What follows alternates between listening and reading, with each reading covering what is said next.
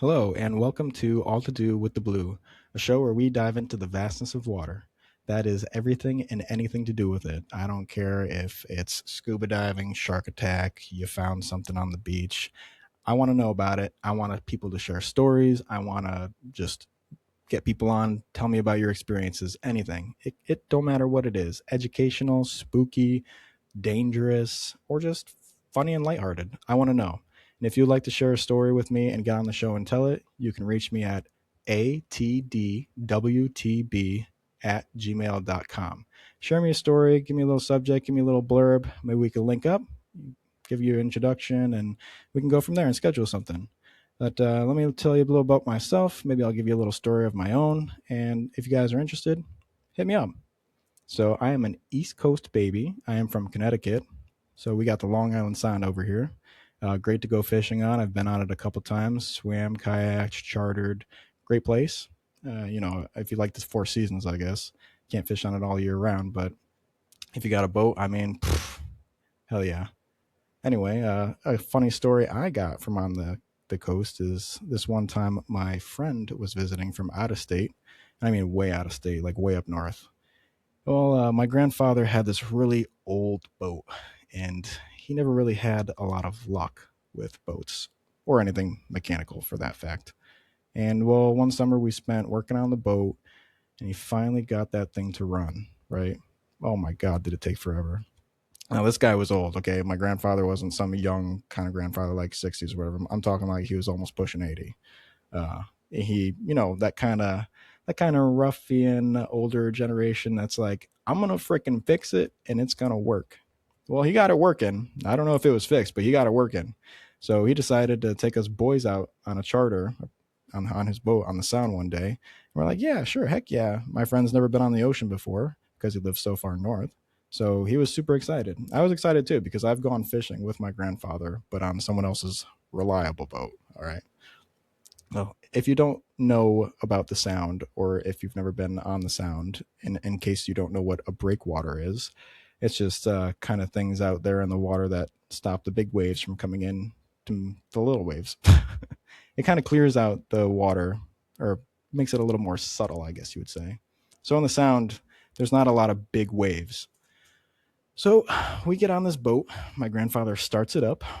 Yeah, we're boating out there gently, going, just easing our way out.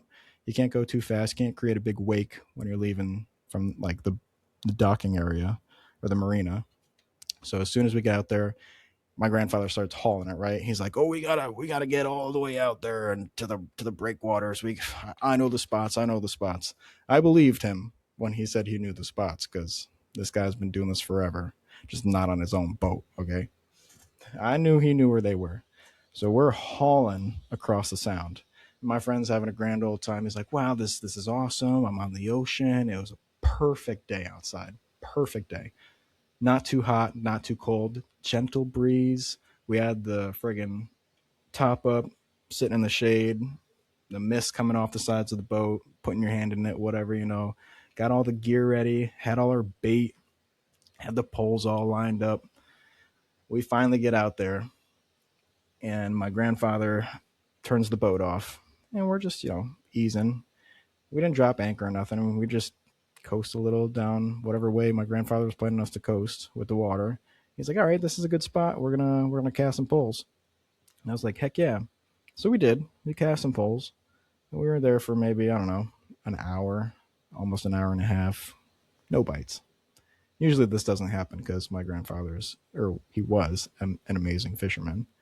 But he's like, "You know what? We're going to change locations."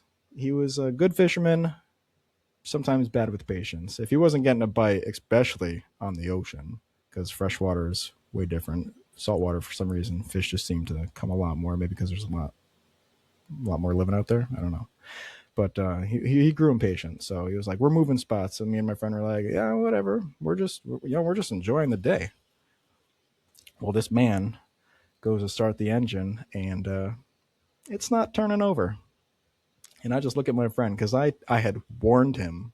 I had warned him previously that my grandfather didn't tend to have the best luck with boats of his own, of his own, of his own. And I was like, yeah, it'll be fine. Don't worry about it before the trip. And because he was like, well, I've never been on the ocean. That I'm kind of nervous at the same time. And I was like, yeah, it'll be fine. It'll be fun. And he was having fun. But as soon as this boat wasn't starting, man, did his freaking look on his face change. So my grandfather's trying to start this boat in the breakwaters. Well, we're getting closer to the rocks where the breakwaters are, and we're drifting. The boat's drifting, and we're getting closer and closer to these huge rocks, right? And I'm leaning over the front of the boat at one point.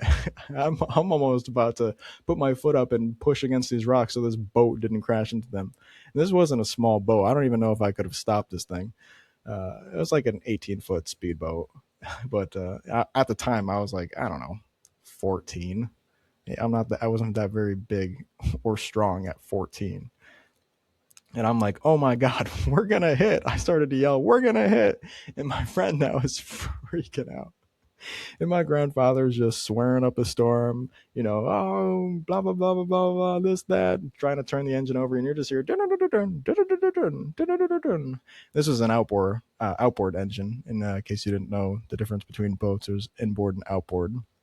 So, this thing's trying to crank up, and there's just gas, or not gas, there's smoke spitting out the back. And I'm over the front bow, just freaking looking at these rocks, and my friend's running up and down the deck, like, what the hell do we do? I think the last second, the powers that be, man, they let that engine roar up. My grandfather threw in a reverse. I almost damn near flew off the front of that boat. Good thing I was holding onto those rails. And he started backing up.